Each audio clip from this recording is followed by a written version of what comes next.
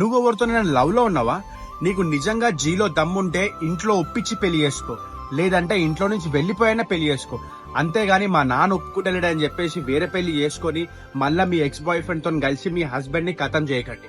మొన్న మీరేట్లో drum case, ఇప్పుడు మేఘాలయలో రాజా Raghuvanshi case. అసలు ఏమైందంటే ఈ మేడం పేరు సోనం.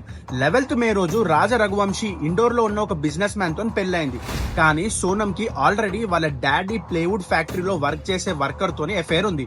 ఈ విషయం అందరు మిస్ అయ్యారు, ఇంక్లూడింగ్ రాజా వాళ్ళ ఫ్యామిలీతో సహా. 28th మే హనీమూన్ కి మేఘాలయ పోయినారు. సోనం ఆల్రెడీ 3 మెంబర్స్ తో కాంటాక్ట్ లో ఉంది రాజాని ఎలిమినేట్ చేయడానికి. 23rd మే సోనం రాజాని ఒక రిమోట్ లొకేషన్ కి తీసుకొచ్చింది. అక్కడే ఉన్న వాళ్ళ లవర్ తో కలిసి చాకుతో చంపి లోయలో పడేసి వెళ్ళిపోయింది. ఎవిడెన్స్ మొత్తం వర్షంలో పోయింది.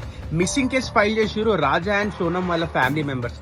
2nd జూన్ రోజు రాజా బాడీ లోయలో దొరికింది. 16 డేస్ తర్వాత యూపీ కాశీపూర్ లో ఒక డాబా దగ్గర సోనం దొరికిపోయింది. ఇప్పుడు ఏమైంది? వీళ్ళ లవ్ వల్ల రాజా రఘువంశీ వాళ్ళ ఫ్యామిలీ మొత్తం డిస్ట్రాయ్ అయింది.